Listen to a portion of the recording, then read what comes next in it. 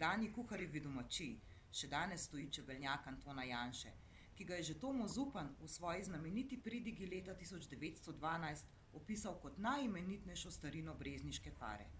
Tu se je začela življenjska ljubezen kuharjevga Toneja, kot po domače rečemo Antonu Janši, s katero je navdušil celo Dunajski dvor, saj ga je cesarica Marija Terezija izbrala za prvega dvornega učitelja čebelarstva na novo ustanovljeni čebelarski šoli v Augartnu pri Dunaju.